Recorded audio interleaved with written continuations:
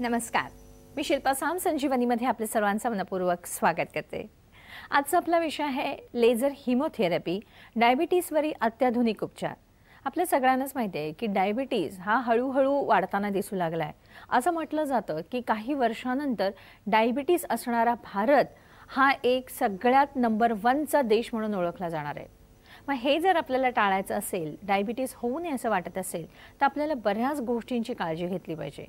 खरं तर अत्याधुनिक उपचारांमध्ये डायबिटीजवरती देखील उपचार केले जातात हे आपल्यापैकी फार कमी जणांना माहिती आहे। डायबिटीजचे जी पेशंटची संख्या वाढताना दिसू लागली आहे, ह्यावरच आपण अत्याधुनिक उपचारांची जर मदत घेतली तर हीच संख्या आपण कमी करू शकतो। कशी यावर आपण सविस्तर मार्गदर्शन करणार आहोत। आज आपल्याबरोबर आहेत डॉक्टर शैलेंद्र पाटील। आपण यांचं स्वागत करूया। डॉक्टर साम संजीवनीमध्ये तुमचं मनपूर्वक स्वागत। नमस्कार डॉक्टर, गेली 21 वर्ष नाशिक येथे एक मल्टी स्पेशलिस्ट हॉस्पिटल चालवत आहेत। ते लेझर हिमोथेरपी क्लिनिकचे संस्थापक देखील आहेत आणि 4 वर्षापासून ते लेझर तंत्रज्ञानाचा वापर करत आहे। हे तंत्रज्ञानाबद्दल तुम्हाला काही माहिती करून घ्यायची असेल, हिमोथेरपी म्हणजे नेमकं काय असतं, सगळ्याच गोष्टींची आपण माहिती करून घेणारच आहोत। पण तरी सुद्धा तुमच्या मनामध्ये काही प्रश्न असतील, तुम्हाला डॉक्टरांना थेट विचारायचे आहेत, नक्कीच विचारा। आपला फोन नंबर लिहून घ्या। आपला फोन नंबर असा आहे 66843333। मुंबई बाहेरील सगळ्या प्रेक्षकांनी 022 हा एसटीडी कोड लावायचा आहे। चला त्या कार्यक्रमाला सुरुवात करूया। सर, आता जो आजचा आपला विषय आहे लेझर हिमोथेरपी। मग ही लेझर हिमोथेरपी म्हणजे नेमकं काय आहे? आपण पहिले मी तुम्हाला लेझर म्हणजे काय ते सांगतो। लेझर हा actually light amplification of stimulated emission of radiation, म्हणजे एका सलग रेषेत जाणारी ही लाईटची किरणं असतात। त्याला आपण त्याचा शॉर्ट फॉर्म लेझर असा होतो। आणि ही लेझरची किरणं आपण गेल्या 30 वर्षापासून विविध कारणांसाठी माणसांमध्ये आणि पशुपक्ष्यांमध्ये सुद्धा वापरली जातात। जगभरात याच्यावर प्रचंड संशोधन झालेलं आहे। ही लेझरची किरणं जी आहेत, ही लेझरची किरणं म्हणजे बारीक बारीक फोटॉन्स, ज्याला आपण एनर्जी पॅकेट्स म्हणतो। आपल्या शरीरामध्ये असणारे ग्लुकोज जे आहेत त्या सदृश्य ही पॅकेट्स असतात एनर्जीची। आणि ही एनर्जीची पॅकेट्स एका मागोमाग एक सरळ एका लाईनीत जेव्हा जातात तेव्हा आपल्याला दिसताना ती प्रकाशाच्या किरणांसारखी दिसतात। ही जी लेझरची किरणं आहेत ती आपल्या शरीरामध्ये ज्या जिवंत असलेल्या पेशी आहेत, जो जर विचार व्हायबल, मग भले त्या आजारी पडलेल्या असोत, दुखावलेल्या असोत, फाटलेल्या असोत किंवा इजा पोचलेल्या असोत, ह्या सर्व पेशी त्या फोटॉन्सला ॲब्सॉर्ब करतात, शोषून घेतात। हे फोटॉन्स जेव्हा त्या पेशी शोषतात तेव्हा त्यांना एनर्जी मिळते, ऊर्जा मिळते। आणि ही ऊर्जा त्या पेशींना पूर्वपदावर आणण्याकरता सर्वात महत्त्वाची गोष्ट असते। ज्यावेळेस आपल्या शरीरात मार लागतो किंवा आजार होतो किंवा दुखापत होते, त्यावेळेस आपल्या शरीराची नैसर्गिक मेकॅनिझम जी आहे ती स्टिम्युलेट होऊन ग्लुकोजचा पुरवठा त्या भागात करण्याचा प्रयत्न करत असते। बऱ्याच वेळा त्या ठिकाणचा रक्तप्रवाह बाधित झाल्यामुळे योग्य प्रमाणात ग्लुकोज, ऑक्सिजन तिथे पोहोचत नाही। त्यामुळे बऱ्याचशा गोष्टी आपल्या रेंगाळत राहतात, आजार रेंगाळतात, दुखणी रेंगाळतात। त्याऐवजी आपण ही लेझरची जी किरणं आहेत ती डायरेक्ट त्या पर्टिक्युलर भागात जर दिलीत तर ह्या पेशी ते लेझर फोटॉन्सची किरणं जी आहेत, फोटॉन्स ॲब्सॉर्ब करतात आणि मग त्यापासून त्या पहिले स्वतः तरतरीत होतात, परत कामाला लागतात आणि त्यानंतर त्या पुनरुज्जीवनाकडे पण वळतात। आणि ह्यामुळेच किंबहुना आपण गुडघ्याची किंवा सांध्यांची झिजलेली खुर्च्या जी आहे ती पुनरुज्जीवित होते किंवा नवीन खुर्च्या तयार होऊ शकते, नव्या मांसपेशी तयार होऊ शकतात। इनफॅक्ट नव्या रक्तवाहिन्या तयार होऊ शकतात। हृदयामध्ये किंवा ज्या परमनंट ब्लॉक झालेल्या रक्तवाहिन्या असतात त्याला न्यू अँजिओजेनेसिस म्हणतात। ह्या प्रकारच्या नव्या रक्तवाहिन्या देखील या प्रोसेसमधून तयार होतात। हे आता रिसर्चने पण सिद्ध झालं आहे। लेझर अशा पद्धतीची ही बहुगुणी लेझर किरणं जी आहेत ते आपण जेव्हा आपल्या शरीरातलं वाहणारं रक्त जे असतं त्या वाहणाऱ्या रक्तावर आपण ती सोडतो आणि त्याद्वारे आपल्या शरीराचं रक्त जे आहे ते स्वच्छ शुद्ध करायचा प्रयत्न करतो। त्याला लेझर हिमोथेरपी असं म्हणतात। हिमो म्हणजे रक्त आणि रक्तावर केले जाणारे लेझरचे उपचार म्हणजे लेझर हिमोथेरपी असा त्याचा सोपा आणि सरळ अर्थ आहे। नक्कीच। मग सर, हे डायबिटीजवर आपण कशी काम करते किंवा आपण कशी याची मदत घेऊ शकतो? मुळात लेझर हिमोथेरपी ची किरणं जी आपण शरीरामध्ये सोडतो ती सर्वात सुपरफिशियल असणारी, म्हणजे डॉक्टर लोक तुमची नाडी जिथे बघतात त्या ठिकाणी जी रक्तवाहिनी असते, रेडियल आर्टरी, त्या ठिकाणी आपण ती लेझरची किरणं सोडतो। ही लेझरची किरणं त्या ठिकाणी सोडतो, ते रक्त आपल्या शरीरातलं संपूर्ण रक्त दर 8 मिनिटाला ह्या ठिकाणाहून पास होतं। आपण जेव्हा लेझरची किरण या ठिकाणी सोडतो तेव्हा रक्तवाहिन्यांचं आवरण, त्याला एंडोथेलियम म्हणतो आपण, एंडोथेलियमपासून रक्तातले सर्व घटक म्हणजे तांबड्या पेशी, पांढऱ्या पेशी, प्लेटलेट्स, सीरम ह्या सर्वांमध्ये ही फोटॉन्स ॲब्सॉर्ब होतात आणि प्रत्येक घटक वेगवेगळ्या पद्धतीने त्याला रिॲक्ट करतो आणि त्या पद्धतीने रिॲक्ट करतो आणि त्यामुळे रक्तामधला कचरा साफ होण्यासाठी आपल्याला मदत होते. याच्यात आपल्या रक्तातली साखर कमी होते, रक्तातला कोलेस्ट्रॉलचा बॅलन्स सांभाळला जातो, रक्तातले अँटीबॅक्टेरियल किंवा नको असलेली जी अँटीबॉडीज असतात त्या सगळ्या साफ होतात, ऑक्सिडंट फ्री रॅडिकल्स ह्या सगळ्या गोष्टी साफ होतात, त्यामुळे रक्त शुद्ध, स्वच्छ आणि पातळ होतं. डायबिटीसमध्ये तीन ठिकाणी बेसिकली लेझर हिमोथेरपीची आपल्याला मदत होते. डायबिटीस हा काही वेगळा आजार नाही. डायबिटीस हा फक्त ग्लुकोजचा बॅलन्स सांभाळण्यात आलेलं अपयश म्हणजे डायबिटीस. शरीराला स्वतःला ग्लुकोजची सप्लाय आणि डिमांड यामध्ये बॅलन्स मेंटेन करणं गरजेचं असतं. त्याकरता विशिष्ट प्रकारच्या मेकॅनिझम्स असतात. आपल्या स्वादुपिंडामध्ये बीटा सेल्स असतात. त्या सेल्स या इन्शुलिन नावाचं हार्मोन तयार करतात. हे इन्शुलिन रक्तामध्ये जेव्हा आपल्या शरीरामध्ये आपण अन्नपदार्थ खातो त्यापासून ग्लुकोज तयार झालं, रक्तामध्ये ग्लुकोजचं प्रमाण वाढलं की हे इन्शुलिन स्वादुपिंडातून रक्तात पाठवलं जातं. हे इन्शुलिन म्हणजे काय असतं तर ॲक्च्युली ती एक चावी असते. प्रत्येक पेशीला दरवाजाला जसं कुलूप आणि किल्ली असते की नाही तशा पद्धतीचं कुलूप असतं. जेव्हा त्या पेशीला ऑक्सिजनची, ग्लुकोजची गरज असते त्यावेळेस ही इन्शुलिनची चावी त्या लॉकला लागते आणि दरवाजा उघडला जातो. त्याच्यातून ग्लुकोज आणि ऑक्सिजन त्या पेशीला मिळतं. त्याची गरज संपली की दरवाजा परत बंद होतो. हा सोप्यात सोपं एक्सप्लेनेशन शुगर मेकॅनिझमचं.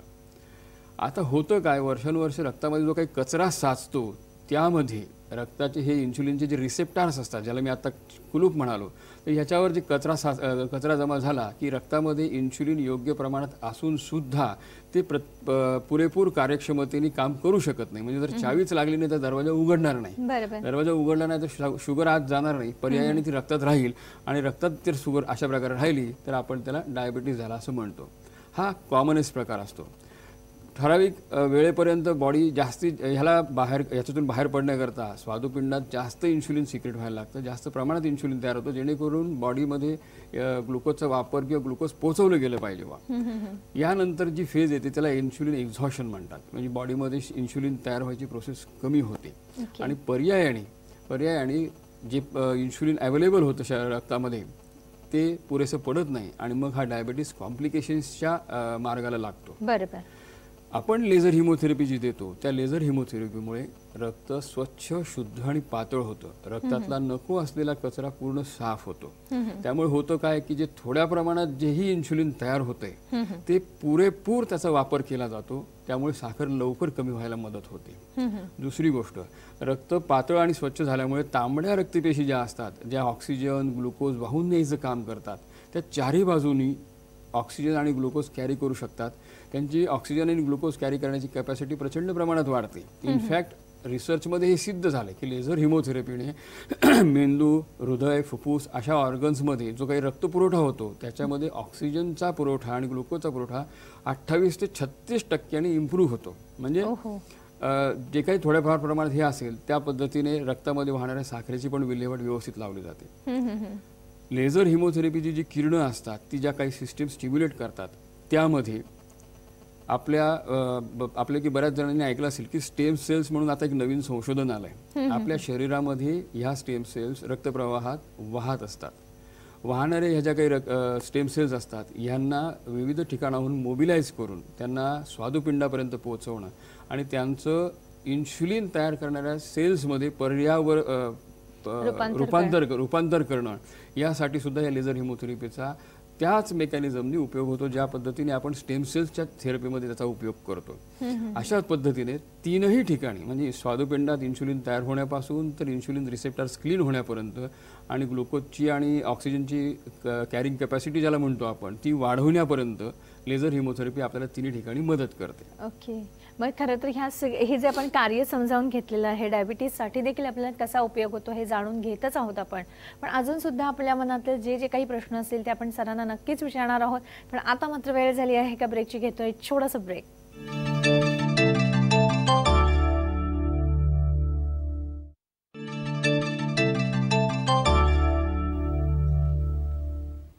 ब्रेकनंतर पुन्हा एकदा आपल्या सर्वांचं मनपूर्वक स्वागत. आज आपण माहिती करून घेत आहोत ती लेझर हिमोथेरपीबद्दल.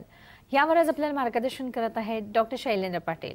खरं ही लेझर हिमोथेरपी डायबिटीसवर कशी काम करते किंवा डायबिटीससाठी जो अत्याधुनिक उपचार म्हणून जो ओळखला जात आहे लेझर हिमोथेरपी, त्याची नक्की मदत आपल्याला कशी होते हे सगळं आज आपल्याला समजावून सांगत आहेत. सरांनी आतापर्यंत बरीच माहिती दिली, हिमोथेरपी म्हणजे काय हे सुद्धा सांगितलंय. पण मला असं म्हणायचं सर की जेव्हा डायबिटीस जेव्हा आपल्याला एखाद्याला होतो तेव्हा म्हणतो की डायबिटीसचे टाईप्स आहेत, तर मग कुठल्या टाईपचं डायबिटीस असेल तर लगेचच आपल्याला ह्याची जी मदत घ्यावी लागते ती आपण घेऊन बरे होऊ शकतो किंवा डायबिटीस बरा होऊ शकतो? बघा, डायबिटीसचे जे वेगवेगळे प्रकार आहेत त्यात टाईप 1 आणि टाईप 2 ह्या 2 गटामध्ये मॅक्झिमम पॉप्युलेशन येतं. जवळजवळ 95 to 96% लोक, 95 ते 96% लोक हे टाईप 2 डायबिटीसमध्ये येतात. याला सुरुवातीला नॉन इन्शुलिन डिपेंडंट डायबिटीस असंही म्हणायचे. आणि दुसरा जो प्रकार आहे ज्याच्यामध्ये 2 ते 3% लोक येतात त्याला टाईप 1 डायबिटीस असं म्हणतात. टाईप 1 डायबिटीसमध्ये मेन फॉल्ट किंवा मेन दोष जो असतो तो स्वादुपिंडामध्ये तयार होणाऱ्या स्वादुपिंडामध्ये इन्शुलिन तयार करणाऱ्या ज्या पेशी असतात त्यामध्ये आढळतो. सहसा हा जो टाईप 1 प्रकार आहे हा लहान वयामध्ये, कमी वयामध्येच सुरुवात होते. जसं आपण ऐकलं असेल की that is called juvenile diabetes also.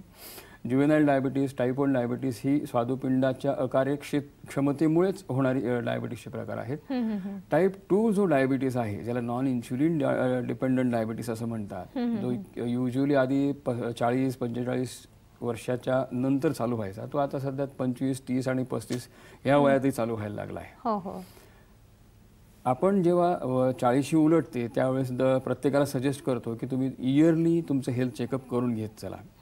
त्यात ज्यांना फॅमिली हिस्ट्री आहे, ज्यांच्या आईवडिलांना डायबिटीस आहे की आजी आजोबांना डायबिटीस, डायबिटीस, हृदयविकार, पॅरालिसिस यासारख्या आजारांची नोंद आहे, ह्या व्यक्तींनी दरवर्षी आपलं चेकअप केला पाहिजे.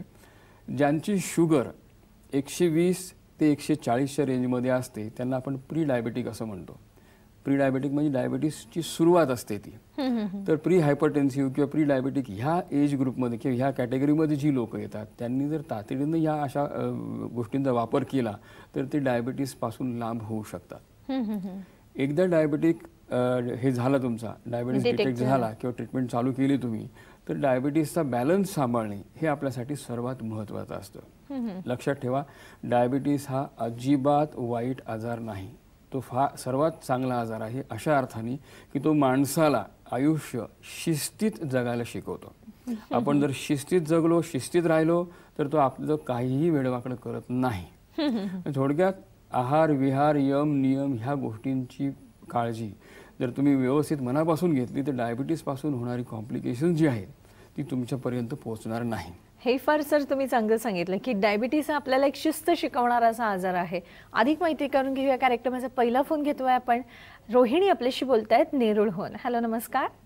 हा मॅडम, तुम्हाला दोघांना माझा नमस्कार. नमस्कार. माझा मुलगा 7 वर्षांचा आहे आणि त्याला डायबिटीज आहे आणि इन्सुलिन त्याला चालू आहे. ओके सर, तुम्हाला काही विचारायचं का त्यांना प्रश्न? नाही. ठीक आहे, आपण उत्तर जाणून घेऊया. हा, काय सांगाल सर तुम्ही त्यांना? मी मगाशी जे तुम्हाला म्हणालो की डायबिटीसचे जे प्रकार आहेत त्यात ज्याला ज्युवेनाइल डायबिटीस असं म्हणतात किंवा टाईप 1 डायबिटीस म्हणतात त्यातला हा प्रकार असतो. अतिशय कमी वयात चालू होतो. याचा मुख्य दोष जो असतो तो स्वादुपिंडामध्ये जिथे इन्शुलिन तयार होतं त्याच ठिकाणी बिघाड झाल्यामुळे हा डायबिटीसचा प्रकार होतो. इन्शुलिन बॉडीत तयार होत नाही किंवा अतिशय अल्प प्रमाणात होतो, म्हणून यांना इन्शुलिनची मदत घ्यावी लागते. आपण जी लेझर हिमोथेरपी करतो ती आपण स्ट्रिक्टली 15 वर्ष वयाच्या वरतीच ॲडवाईस करतो, त्याच्या खाली करत नाही. कारण काही इनबिल्ट त्याच्यामध्ये प्रॉब्लेम्स असतात, त्यामुळे आपण लहान मुलांना हे देत नाही. बरोबर. लेझर हिमोथेरपीनं टाईप 1 डायबिटीसची साखर कंट्रोल व्हायला मदत होते, इन्शुलिन कमी व्हायला मदत होते, पण ते बंद होऊ शकणार नाही. कारण ही वस्तुस्थिती आहे की ज्या ठिकाणी स्वादुपिंडामध्ये इन्शुलिन तयार व्हायला पाहिजे त्या ठिकाणी जर ते होतच नसेल तर आपल्याला दगडातून पाणी काढता येणार नाही. आडातच नसेल तर पोहऱ्यात येणार नाही. ही वस्तुस्थिती आहे. त्यामुळे ती ॲक्सेप्ट करायला हवी. हे त्याचं लिमिटेशन आहे. म्हणजे आपली जी ट्रीटमेंट आहे लेझर हिमोथेरपीने त्याच्याने ह्या लोकांचा इन्शुलिनचा डोस बऱ्यापैकी कमी होतो. जे ॲडल्ट आता आम्ही ट्रीट केलेत तर त्यांचे इन्शुलिनचा डोस 40-50 वरून आपण 10-15 दिवसातून 3 वेळा ह्या पद्धतीने आपण आणून ठेवलेत. म्हणजे कमीत कमी इन्शुलिनची गरज त्यांना लागते सध्या. लहान मुलांमध्ये आपण अशा करता वापरत नाही. एकतर ते लेझर डोळ्यामध्ये जर गेलं डायरेक्ट, कारण लहान मुलांचा आपण भरोसा देऊ शकत नाही. लेझरची किरणं डायरेक्ट डोळ्यामध्ये जर पाहिलीत आपण तर ती डोळ्याला चांगली नसतात. त्यामुळे आपण लहान मुलांमध्ये सहसा देत नाही. पण जेही पॅरेंट्स काळजी घ्यायला किंवा ह्याला तयार असतात त्यांना आपण त्यांच्या देखरेखीखाली मुलांना लेझर हिमोथेरपी आपण करू शकतो. पण तेही आपण 14 वर्षाच्या पुढेच. सर, जसं तुम्ही म्हणालात मग अशी सांगत होता की साधारण ए टाईपचा जेव्हा असतो डायबिटीस ते तसं फार कठीण असतं, पण टाईप बीचा जो डायबिटीस आहे त्यांच्यासाठी आपल्याला काय करता येऊ शकतं? टाईप 2 डायबिटीस जो मी मगाशी सांगितला, तर टाईप 2 डायबिटीसमध्ये त्याला आटोक्यात आणणं, कंट्रोल करणं खूप सोपं आणि सरळ आहे. फक्त त्याला मात्र तुम्हाला मगाशी मी जसं सांगितलं की स्वयंशिस्त अतिशय महत्त्वाची, तोच तुमचा खरा मित्र. कारण आपण लेझर हिमोथेरपी करतो. लेझर हिमोथेरपीने ॲक्च्युअल तुमच्या रक्तामध्ये वाढलेला जो काही बिघडलेला बॅलन्स आहे शुगरचा तो व्यवस्थित मेंटेन केला जातो. साधारणपणे 3 महिने सलग हिमोथेरपी केल्यानंतर जवळजवळ औषधं नाहीच्या बरोबर येऊन जातात. 3 ते 6 महिन्यामध्ये स्वादुपिंड जे आहे ते परत पहिल्यासारखं कार्यक्षम होतं आणि 6 ते 9 महिन्यानंतर औषधांची गरज राहत नाही. बरोबर. पण एक लक्षात ठेवलं पाहिजे की एकदा ती गाडी बिघडलेली असली, मेकॅनिझम बिघडलेला असला तर तुम्हाला ह्या ज्या बाकीच्या गोष्टी आहेत, दैनंदिन आहार, तुमचा विहार, योगासनं आणि बाकीची जी काही पथ्य मागाशी सांगितली तर ती व्यवस्थित नित्यनियमाने पाळली तर डायबिटीस आपल्याला कायमस्वरूपी सांगतो मरेपर्यंत तुम्हाला औषधाची गोळी घ्यायला लागणार नाही. एवढं त्याचा आपण कंट्रोल करू शकतो. पण हे महत्त्वाचं आहे की आपण कंट्रोल करू शकतो, कारण जर आपणच जर ती शिस्त बिघडली तर पुन्हा व्हायला काही आपल्याला वेळ लागत नाही. आपण एक फोन घेतोय. नीता आपल्याशी बोलतायत सोलापूरहून. हॅलो, नमस्कार. हॅलो, नमस्कार. नमस्कार. हा, मला आता 1 महिना झाला शुगर निघालेली आहे. हा, आणि त्यासाठी आता मला ग्लायकोमेट गोळी चालू केली आहे. त्यासाठी अजून काय म्हणजे असं हे करावं लागेल, काय म्हणजे असं काळजी घ्यावी लागेल किंवा काय करता येऊ शकतं? किती साखर निघाली तुमची? माझी 300 निघाली. घरात कोणाला आहे डायबिटीस? आईला आहे. बरं, मग शी म्हणजे डायबिटिक प्रोन आहे. ठीक आहे. आहे. तुमच्या प्रश्नाचं जे उत्तर आहे तुम्ही काय करू शकतो हे नक्कीच जाणून घेऊया. आपण घेतोय छोटासा ब्रेक.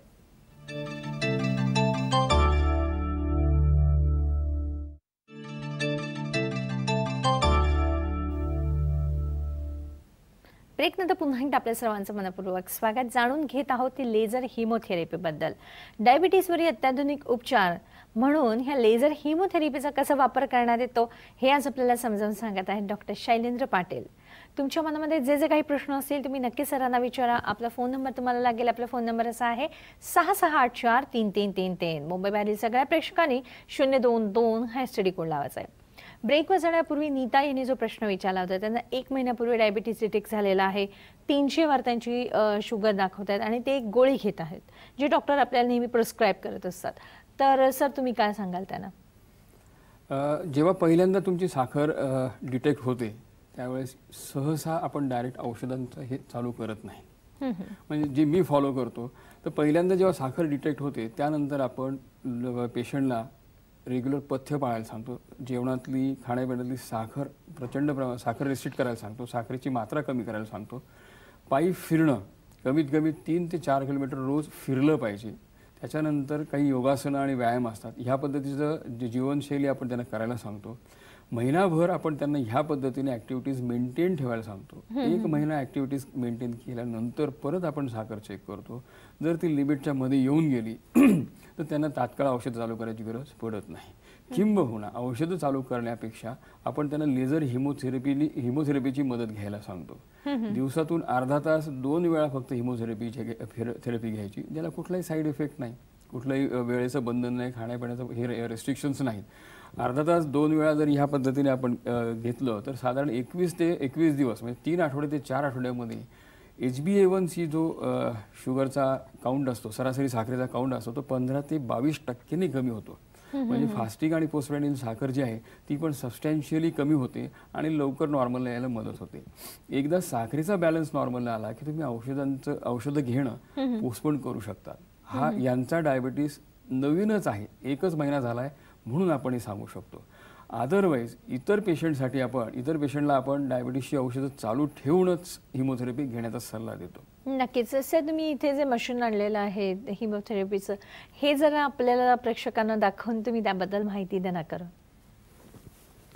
कारण हे जे मशीन आहे ते हे हिमोथेरपीचं आहे आणि ते एकदम छोटंसं आहे नाही का सर? हो, एकदम छोटंसं आहे आणि आपण हे घरी पण वापरू शकतो. ॲक्च्युली डायबिटीसचं जे ट्रीटमेंट आहे ते आपण 3 महिने ते 6 महिने सलग केलं तर त्यामुळे डायबिटीसचा टोटल कंट्रोल आपण अचीव करू शकतो. अतिशय सोपं असं वापरण्याचं हे मशीन आहे. याला लेझर हिमोथेरपी डिव्हाइस असं म्हणतात. या लेझरची किरणं उत्सर्जित करणारं हे मशीन आहे. याच्या मागच्या बाजूला लेझरचे लाईट्स दिलेले असतात. हे लेझरचे जे लाईट्स आहेत हे आपण ऑन केल्यानंतर त्या ठिकाणून लेझरचे लाईट्स पडतात. हे डायरेक्ट डोळ्यांनी बघू नयेत. ही जी लाल लाल दिसत आहेत ही लेझरची लाईट्स आहेत, ही डायरेक्ट डोळ्यांनी बघू नयेत. याच्यातली ही जी 4 लेझरची किरणं एका रांगेमध्ये आहेत ती आपण मगाशी मी सांगितलं त्या पद्धतीने आपली जी नाडी असते, डॉक्टर लोक आपली तपासणी करताना जी नाडी बघतात त्या ठिकाणी आपण ती लावतो. अशा पद्धतीने ते ठेवलं जातं.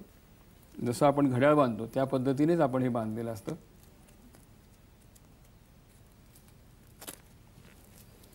अतिशय सोप्या पद्धतीने ते वापरलं जातं. इथे बांधल्यानंतर आपण याला 7 लेझरची किरणं या मशीनला जोडलेली असतात, जे आपल्या मनगटावरच्या दोन्ही मेजर रेडियल आणि अल्नर रक्तवाहिनी जी असते तिच्यावर येतात. याशिवाय आपण नाकातल्या त्वचेखाली असणाऱ्या रक्तवाहिन्यांचं जे जाळं आहे त्याचाही आपण या ट्रीटमेंटमध्ये उपयोग करून घेतो. आपला जो उद्देश आहे की वाहणारं रक्त जे आहे शरीरामध्ये त्याच्यावर लेझरची किरणं सोडणं हा आपला या ट्रीटमेंटचा उद्देश आहे, जेणेकरून आपण रक्ताची साफसफाई करू शकतो. तर अशा पद्धतीने नाकाचं जे हे आहे इलेक्ट्रोड तो ह्या मशीनला आपण अटॅच करतो आणि डाव्या नाकपुडीमध्ये आपल्याला कम्फर्टेबल असेल इतक्या अंतरावर आपण हे लेझरचं जे टोक आहे ते आपण ठेवू शकतो. आपण ही ट्रीटमेंट बसूनही घेऊ शकतो, झोपूनही घेऊ शकतो. मशीन ऑन केल्यानंतर नाकात आणि ह्याच्यामध्ये दोन्हीकडे लेझरची किरणं उत्सर्जित व्हायला सुरुवात होते. आपण बसून सुद्धा ही ट्रीटमेंट घेऊ शकतो, झोपून सुद्धा ही ट्रीटमेंट घेऊ शकतो. अर्धा तास आपल्या ॲक्टिव्हिटीजही आपण मेंटेन करू शकतो. लेझरची किरणं त्यांचं काम तुम्ही झोपलेले असा किंवा बसलेले असा ते त्याच पद्धतीने करतात, एकाच पद्धतीने करतात. त्यामुळे याला असं वेगळं किंवा विशेष काही प्रोसिजर आहे अशातला कुठलाही भाग नाही. वापरायला अतिशय सोपं, हँडल करायलाही अतिशय सोपं असं हे तंत्रज्ञान आहे आणि हे तुम्ही इझिली घरीसुद्धा वापरू शकतात. सर, ह्याच्या जसं तुम्ही दाखवलं पण ते नाकातलं लेझर घालण्याची काय आवश्यकता भासते बरं? आपण ही जी थेरपी डिव्हाइस हे केलेली आहे याला लेझर हिमोथेरपी असं म्हणतो. शरीरामध्ये वाहतं रक्त आपल्याला 5 ते 6 ठिकाणी मिळू शकतं. एक आपल्या मनगटाजवळ जी नाडी आपण बघतो त्या ठिकाणी, दुसरं आपल्या कोपरच्या समोर, तिसरं आपल्या ग्रॉइनमध्ये जिथे आपली मोठी नाडी असते, गुडघ्याच्या मागच्या बाजूला आणि घोट्याच्या खालच्या बाजूला. एक मनगट सोडलं तर बाकीच्या ज्या हे आहेत रक्तवाहिन्या आहेत त्या ठिकाणी अर्धा तास लेझरची किरणं सोडण्याची प्रोसिजर थोडीशी कॉम्प्लिकेटेड आणि अवघडल्यासारखी होते. पेशंट ते कोऑपरेट करू शकत नाही. हा एक भाग झाला. आणि आपल्या नाकाची जी त्वचा आहे त्या त्वचेच्या खाली प्रचंड प्रमाणात रक्तवाहिन्यांचं जाळं असतं. तुम्ही पाहिलं असेल की साधा नाकाला धक्का जरी लागला तरी नाकातून खूप मोठ्या प्रमाणावर रक्तस्राव होतो, ज्याला आपण बोली भाषेत घोळणं फुटणं असं म्हणतो. हा जो रक्तपुरवठा असतो किंवा रक्तप्रवाह असतो प्रचंड मोठ्या प्रमाणात असतो आणि ह्या रक्तप्रवाहाचा वापर आपण ह्या छोट्याशा सिंपल डिव्हाइसने करतो. अशाच प्रकारचा रक्तप्रवाह आपल्या जिभेच्या खाली, जिथे डॉक्टर लोक इमर्जन्सीमध्ये तुम्हाला औषध ठेवायला सांगतात, हार्टचा जर काही त्रास झाला तर आपण सांगतो की ही गोळीची जिभेखाली ठेवा, किंवा बऱ्याच वेळा इमर्जन्सी मेडिसिन्स आपण गालाच्या मध्ये ठेवायला सांगतो. पण या ठिकाणी कुठलीही वस्तू 5-10 मिनिटं ठेवली तर लाळ प्रचंड प्रमाणात तयार होते आणि इट बिकम्स अनकम्फर्टेबल. म्हणून आपण नाकातलं आणि मनगटातलं अशा 2 ठिकाणीच्या रक्तवाहिन्या ज्या आहेत त्यांचा वापर ह्या ट्रीटमेंटमध्ये करत असतो. तर त्याच्यामुळे मग काही जे उपकरण आहे ही वापरण्याची पद्धत एकदम सोपी होऊन जाते. त्याच्यामुळे आपण घरच्या घरी सुद्धा ह्या उपकरणाचा वापर करू शकतो. अधिक माहिती घेऊया. एक फोन घेतोय. स्वप्नील आपल्याशी बोलतात. हॅलो, नमस्कार. हॅलो, नमस्कार. नमस्कार. Good afternoon doctor. Good afternoon. Doctor, मी डॉक्टर स्वप्नील बोलतोय. मी एक आयुर्वेदाचार्य आहे. मागच्या 3 वर्ष आधी म्हणजे माझं वय 26 असताना मला डायबिटीस टाईप 2 डिटेक्ट झाला होता. त्यावेळेला माझं HbA1c 13 होतं. तेव्हापासून सतत मी गव्हर्नमेंटला मेडिकल ऑफिसर असल्यामुळे आणि स्ट्रेस फॅक्टरमुळे माझी शुगर कंट्रोल होत नाहीये. सध्या माझं रिसेंट 2 महिन्या आधीचं HbA1c 11.3 होतं.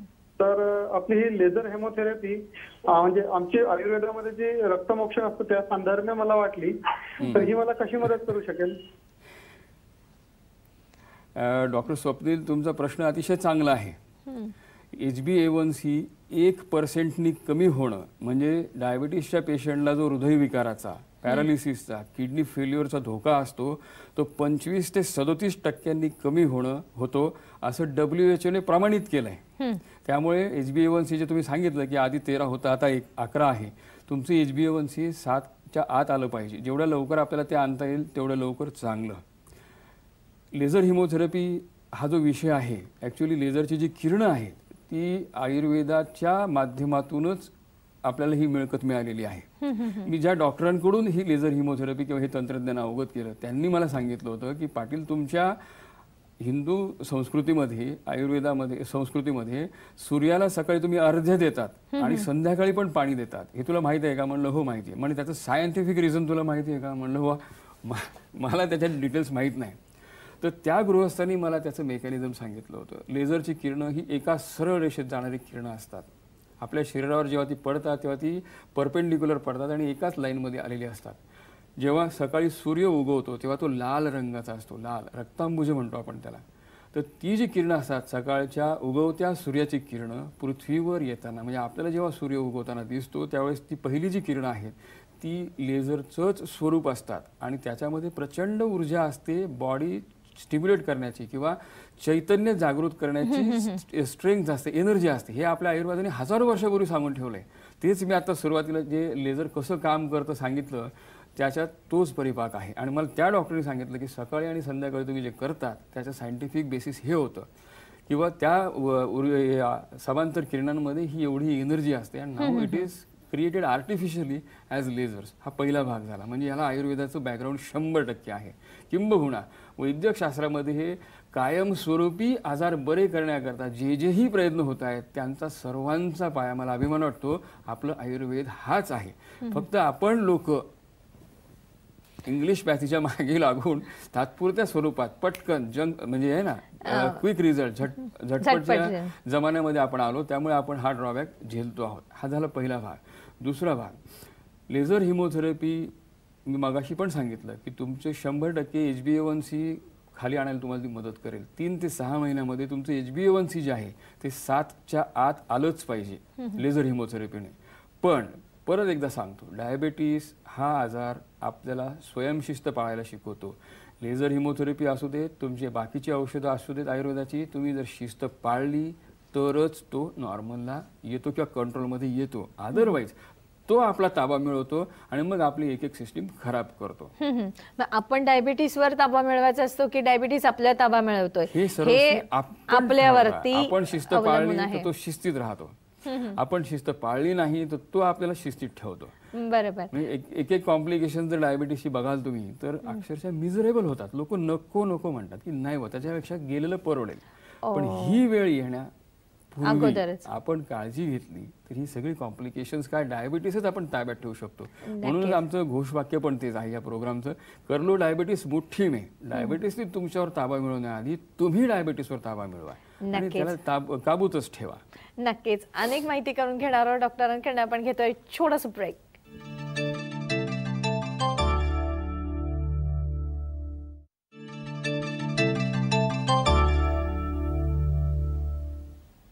ब्रेकनंतर पुन्हा आपल्या सर्वांचं मनपूर्वक स्वागत. जाणून घेत आहोत ती लेझर हिमोथेरपी बद्दल. यावर आज आपल्याला मार्गदर्शन करत आहे डॉक्टर राजेंद्र पाटील. आपण एक डॉक्टर शैलेंद्र पाटील. आपण एक फोन घेतोय आपल्याशी. 1 मिनिट. संजय बोलतायत अंबरनाथहून. हॅलो, नमस्कार सर. अंबरनाथहून. हा बोला. हा, माझं वय आता 44 आहे आणि मला एक 15-16 वर्षापासून डायबिटीस आहे आणि आता इन्सुलिनवर आहे मी एक 6-7 वर्षापासून. आणि प्रॉब्लेम काय की माझे पाय खूप म्हणजे व्हेरिकोजचा त्रास आहे मला. ओके. आणि त्याच्यामध्ये काय झालंय, पायाला असे काळे काळे स्पॉट व्हायला लागलेत आणि खाली पायाला सेन्सेशन कमी झालंय खूपच आणि पाय वगैरे दुखतात खूप. स्पॉट असे वाढत चाललेत ते. तर त्याच्यावर या सरांच्या थेरपीने काही फरक पडू शकतो का असं विचारलं मला. नक्कीच नक्कीच नक्कीच. तुमचं फोन कट झाला. हो सर. बरं, यांनी जे सांगितलं त्याला टाईप 2 डायबिटीस आहे आणि त्यांनी जे वर्णन केलं की पायाला काळे काळे चट्टे पडतात, डाग पडतात, रक्तवाहिन्यांचे पुंजके दिसतात, व्हेरिकोज व्हेन्स, तर याला डायबेटिक डर्मोपॅथी असं म्हणतात. वर्षानुवर्ष डायबिटीस राहिल्यानंतर ह्या पद्धतीने मायक्रो सर्क्युलेशन त्वचेचं बाधित होतं आणि अशा प्रकारे डिस्कलरेशन होतं. माझ्याकडे एक चांगल्या वेल टू डू फॅमिलीतल्या बाई यायच्या डायबिटीसच्या. तर त्या मला असं म्हणाल्या होत्या की डॉक्टर गेली 5 वर्ष मी सॉक्स घातल्याशिवाय घरात बेडरूममधून बाहेर पडत नाही. का तर ते सगळं डिस्कलरेशन जे झालेलं आहे, काळपट चट्टे आणि डाग जे पडले, तर ते बाहेर आल्यानंतर कोणी नमस्काराला वाकलं तर मला संकोचल्यासारखं होतं, त्यामुळे मी सकाळ सॉक्स घातल्यानंतरच बाहेर पडते. हा डायबिटीसच्या जखमा होण्याचा एक पूर्व टप्पा सुद्धा असू शकतो. आपली लेझर हिमोथेरपी जी आहे, लेझर हिमोथेरपीने डायबिटीसची डर्मोपॅथी आणि बाकीची सगळीच कॉम्प्लिकेशन्स जी मायक्रो सर्क्युलेशन बाधित झाल्यामुळे होतात ती 100% बरी होतात. डायबेटिक डर्मोपॅथी जी आहे, अर्ध्या पोटरीपासून म्हणजे सॉक्स घालतो आपण तेवढ्या लेंथपासून पुढे जर काळपटपणा आलेला असेल तर साधारण 2 ते 3 महिन्याचा काळ लागतो ते फेंट व्हायला आणि 3 ते 6 महिन्यात ते बऱ्यापैकी निघून जाते. म्हणजे त्वचा जी आहे आपली ती बऱ्यापैकी पूर्ववत होऊ शकते. जखमा झाल्या असतील आणि जखमांचे व्रण असतील तर ते फक्त थोडा वेळ घेतात, कारण जखमांचे व्रण सॉलिड झालेले असतात, ते वेळ घेतात जायला. दुसरा विषय त्यांचा जो आहे की पाय दुखतात, पोटऱ्या दुखतात, हा मायक्रो सर्क्युलेशन डिस्टर्ब झाल्यामुळे होणारा प्रकार असतो. रक्तपुरवठा जो बाधित होतो त्यामुळे स्नायूंना ऑक्सिजन आणि ग्लुकोज वेळीच मिळत नाही.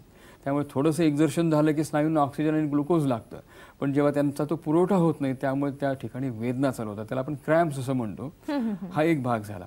आणि दुसरा, रक्त ह्या डायबेटिक पेशंटचं रक्त जे आहे ते बऱ्यापैकी व्हिस्कॉसिटी वाढलेली असते, व्हिस्कस ब्लड असतं, ते घट्ट झालेलं असतं, त्यामुळे रक्तवाहिन्यांमध्ये जे रक्त साचतं त्यामुळे त्या व्हेरिकोज व्हेन्सच्या दृश्य स्वरूपात आपल्याला बाहेर दिसतात.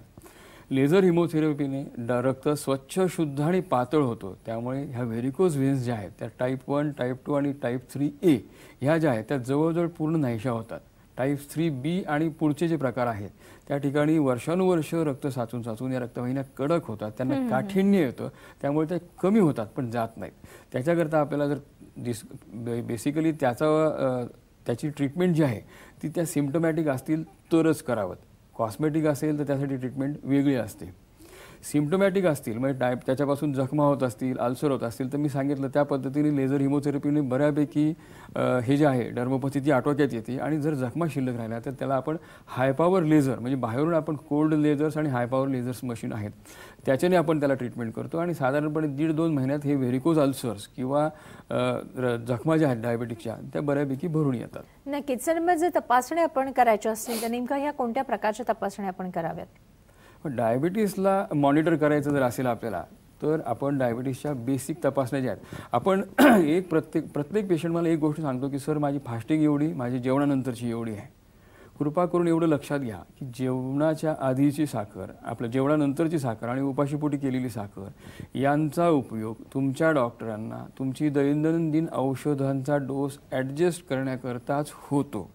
तुमचा डायबिटीस कंट्रोलमध्ये येतोय किंवा नाही, किंवा तो उपचारांना कशा पद्धतीने प्रतिसाद देतोय हे बघायचं असेल तर HbA1c म्हणजे मिथायलेटेड HbA1c म्हणतात त्याला. तर HbA1c ही जी टेस्ट असते ती सरासरी 3 महिन्याचं रक्तातलं साखरेचं प्रमाण दाखवते. ह्या टेस्टवरूनच आपला आजार म्हणजे डायबिटीस कशा पद्धतीने कंट्रोलला येतो किंवा ट्रीटमेंटला कशा पद्धतीने प्रतिसाद देतोय ते ओळखण्यासाठी वापरली जावी.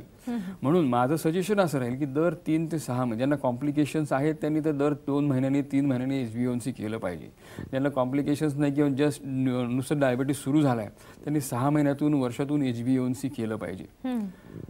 हा झाला एक. दुसरा, आपण लिपिड प्रोफाईल दर 6 महिन्यांनी चेक करावा, कारण लिपिड प्रोफाईल हा रक्ताची विस्कॉसिटी जी वाढते त्यामध्ये फार मोठा घटक असतो आणि तो सुद्धा बॅलन्स करणं आपल्याला गरजेचं असतं. तिसरा महत्त्वाचा फॅक्टर, डायबिटीस असणाऱ्या पेशंटमध्ये हृदयविकाराचा, पॅरालिसिसचा आणि किडनी फेल्युअरचा धोका जास्त प्रमाणात असतो, कारण रक्तात वाढलेली जी विस्कॉसिटी असते त्यामुळे इन्फ्लमेशन जे आहे, व्हॅस्क्युलर इन्फ्लमेशन जे आहे ते मोठ्या प्रमाणात असतं.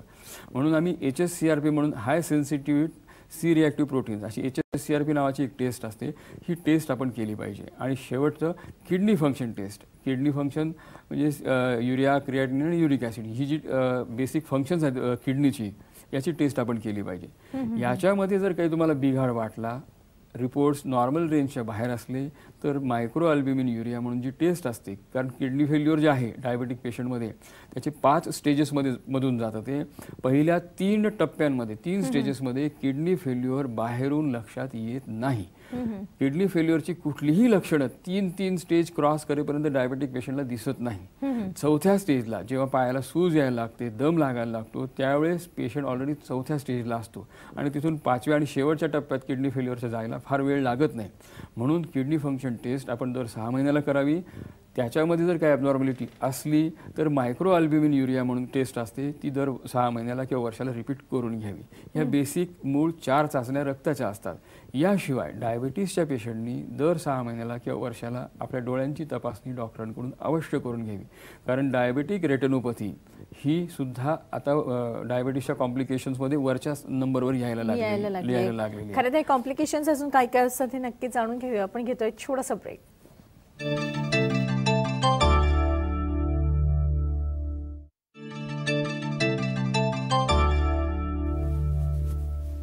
ब्रेकनंतर पुन्हा एकदा आपल्या सर्वांचं मनपूर्वक स्वागत.